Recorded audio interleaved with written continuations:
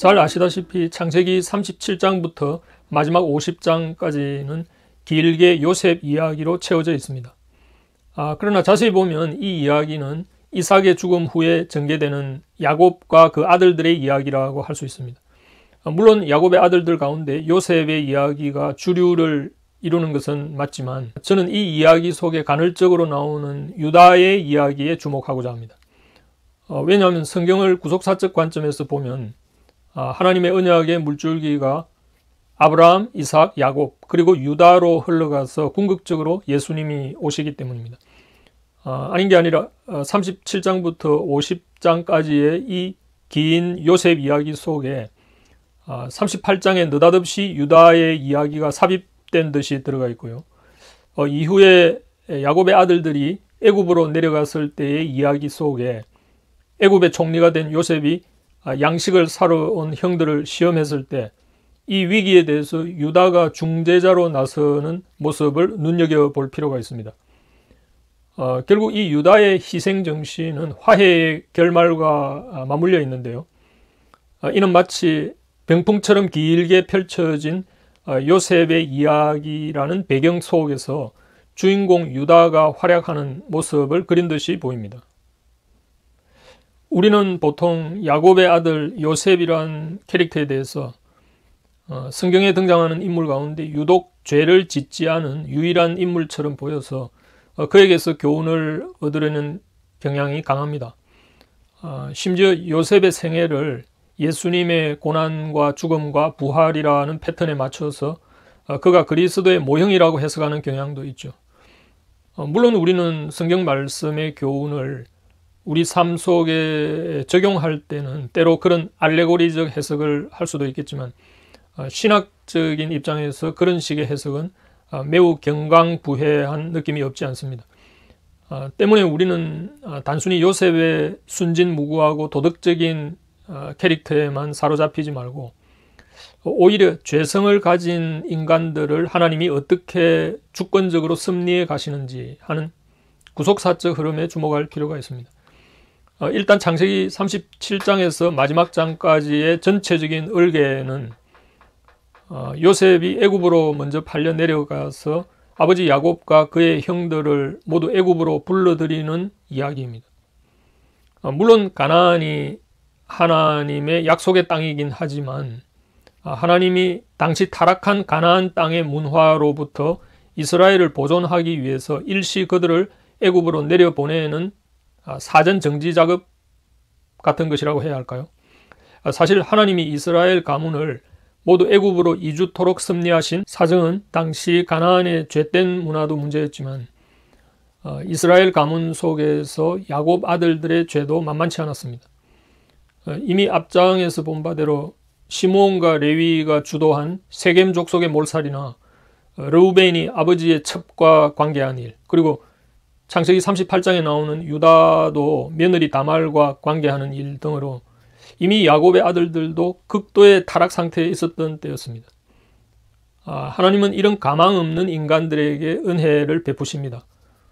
혹 우리 인간적인 생각은 하나님께서 우리 인간의 선한 모습을 보고 우리에게 복을 주시는 것이 아닐까 하고 착각하지만 언제나 하나님 편에서는 전혀 소망 없는 인간들에게 긍휼을 베푸신다는 사실. 그래서 이스라엘의 경우도 이미 하나님 자신이 했던 주권적인 약속 때문에 이들의 가문을 보존시키고 또 궁극적인 소망의 길로 인도하셨다는 것을 한시도 잊어서는 안 된다는 점입니다.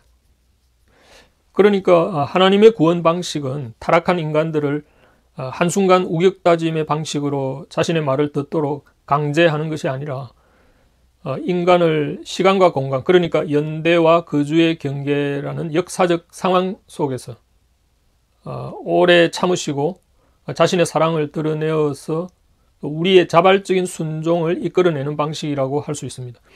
그렇다고 하나님께서 점진적으로 인간의 도덕적 개선을 기대하는 계량주의적 방식을 사용하는 것이 아니라 죄의 깨달음을 통한 근본적인 변화, 이 근본적이라는 말의 영어 표현은 radical이라는 말인데요. 그러니까 우리 마음을 한순간 송두리째 뒤집는 것을 말합니다. 이 깨달음이라는 것은 하나님이 약속한 것에 대한 믿음으로 가능한 것인데요. 이 믿음은 하나님이 가리키는 방향의식 혹은 소속의 문제라고 할 수 있습니다. 예를 들면 이런 겁니다. 창세기 38장에서 유다의 며느리 다말은 창녀로 변장을 하고 시아버지 유다와 관계해서 임신을 합니다. 언뜻 보면 굉장한 불륜이죠. 그러나 정작 다말의 임신이 폭로되고 시아버지 유다가 그 태아의 아버지라는 사실이 밝혀졌을 때 놀랍게도 유다는 그녀가 나보다 옳다는 말을 합니다. 다시 말하면 유다 스스로 내가 잘못했다는 고백입니다. 그렇다면 도대체 유다는 무엇을 잘못했고 또 무엇 때문에 다말의 행위는 옳다는 걸까요?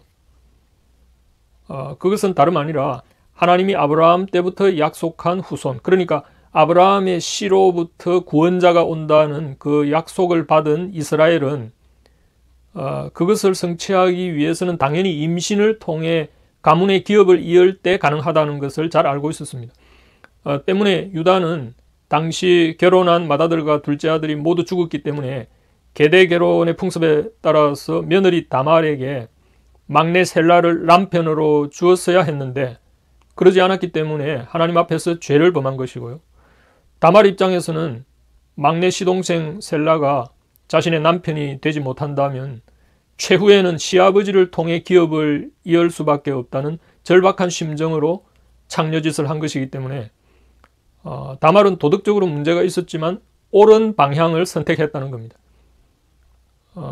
오히려 유다는 자신이 막내 아들 셀라를 다말에게 주지 않았기 때문에 하나님의 뜻을 거스른 것이고 결과적으로 옳지 않은 행동을 한 셈이 되었던 거죠. 그러나 유다는 자신이 그 사실을 깨달았을 때 그녀가 나보다 옳다고 고백함으로써 유다 역시 하나님의 약속에 대한 믿음을 드러내었다는 겁니다.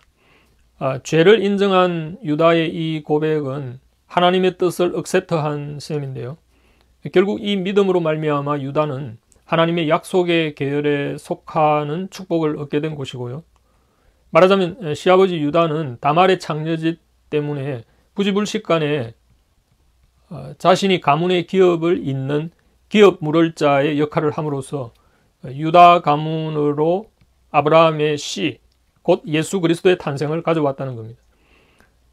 모세는 광야에서 이 창세기를 기록하면서 결국 유다 가문 당시의 계대 결혼 전통을 이어받아서 율법에 이 기업 물을 자의 규례를 명문화했습니다. 이 규례를 따라 유다의 후손인 보아스는 과부 룻과 결혼함으로써 법적으로 나오미 가문의 기업 물을 자가 되어서 다윗 왕의 증조부가 되는, 그래서 결국 그리스도 가계의 일원이 되었죠. 사사시대니까 이 모세 율법이 이 사사시대에 적용이 되었습니다. 그리고 이 유다의 이 기업 물을 자의 전통은 오늘날 그리스도를 믿음으로 고백하는 모든 열방의 그리스도인들의 참 기업 물을 자이신 예수 그리스도를 예표한 것이 되었다는 사실입니다. 우리가 찬송가 가사에 예수님을 나의 영원하신 기업 이렇게 노래하듯이 예수님이야말로 교회의 신랑 대신 진정한 우리의 기업 물을 자가 아닙니까? 이처럼 요셉 이야기 속에 삽입된 유다의 이런 행적은 단순히 유다라는 인물이 꼽사리 역할을 하는 그런 것이 아니라 사실은 창세기의 마지막 피날레를 장식하는 이야기라고 봐야 합니다. 혹자는 저의 이런 해석을 두고 유다라는 인물을 억지로 그리스도의 모형으로 경강부회하는 것이 아니냐 하고 이렇게 핀잔을 줄지도 모르겠습니다. 그렇다면 이후의 요셉의 이야기 속에 간헐적으로 나오는 유다의 행적들이 과연 단순한 꼽사리의 역할인지 한번 면밀히 들여다볼 필요가 있는데요. 어떤 내용인가 하면 야곱의 아들들이 가나안 땅의 기근으로 애굽에 내려갔을 때 애굽의 총리 대신이 된 요셉은 형들을 알아보고 형들을 시험하는 장면이 나옵니다. 이 시험을 대처해 나가는 과정에서 유다의 처신을 눈여겨볼 필요가 있는데요. 창세기 43장과 44장에 나오는 내용입니다. 이 내용은 이전에 창세기의 피날레라는 제목으로 업로드한 영상입니다. 제가 이 내용들은 본 강의에서 상세히 다루지 않고 이 영상을 링크를 해 놓겠습니다. 아울러 창세기 38장의 유다와 다말 이야기의 본질도 이전 영상에서 상세하게 강의했기 때문에 함께 링크를 해 놓겠습니다. 아무튼 창세기 37장에서부터 창세기 마지막 장까지의 내용은 요셉의 이야기로 채워져 있는 듯 보이지만 정작 중요한 핵심은 이 배경 이야기 속에 오롯이 드러나는 유다의 행적에 있다는 사실입니다. 결론적으로 성경에서 우리는 도덕적 교훈을 받아야 하지만 성경은 그 이상의 것을 말하고 있다는 사실을 잊어서는 안 됩니다.